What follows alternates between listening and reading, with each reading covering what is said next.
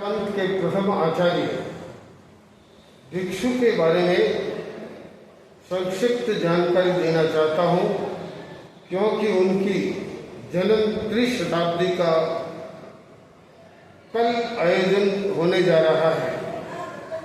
आचार्य भिक्षु भारतीय संस्कृति के अध्यात्म परंपरा के एक देदीप्यमान आचार्य हुए, एक क्रांतिकारी आचार्य हुए।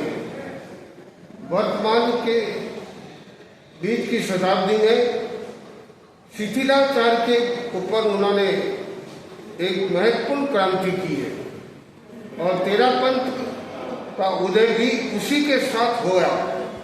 तो आचार्य भिक्षु ने शिथिलाचार पर पूरा प्रहार किया कि वर्तमान संत परंपरा शिथिलाचार की ओर जा रही है, तो उन्होंने सख्त कदम उठाए।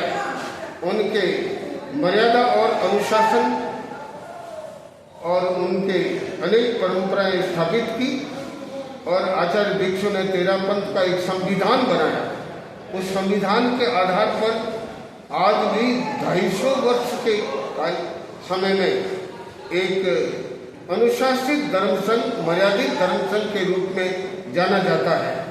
वर्तमान में अनेक धर्मसंघ हैं, किंतु आचार्य भिक्षु के संविधान के आधार पर जिस प्रकार से तेरापंथ का उदय हुआ और तेरापंथ का आज 250 वर्ष का एक काल समय है, वह बहुत महत्वपूर्ण निकला है। और आज भी 700 से ऊपर साधु साध्वी हैं, समन्वय हैं और वे देश विदेश पूरे भारत के अंदर काम कर रहे हैं, पद यात्राएं करते हैं और जन जन का कल्याण करने के लिए पतित पावन का एक महत्वपूर्ण काम करते हुए अपना पिंडानम तार्यायणम का सूत्र सिद्ध कर रहे हैं।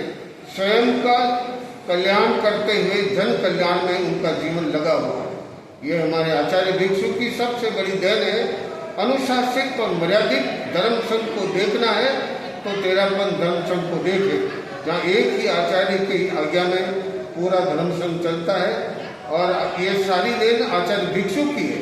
इसलिए कल हम आचार्य भिक्षु के अवदानों पर विशेष चर्चा की जाएगी। अब आइए कल 13 और कल का दिन आचार्य भिक्षु के 300 वर्ष के कार्यकाल में आचार्य भिक्षु हमारे कांठा प्रदेश कंटारिया में जन्मे और पाली जिले के अंदर वो कंटारिया गांव है, वहाँ उनका जन्म हुआ और सीरियारी के अंदर वे निर्माण हुए। और इस प्रकार आचार्य भिक्षु का मारवाड़ की धरती पर से लगाकर मेवाड़ की धरती में एक क्रांतिकारी तेरापंथ धर्म संघ का बीजारोपण हुआ। उन सब का इतिहास कल आप सुनने को मिलेगा। ओम अर्हम।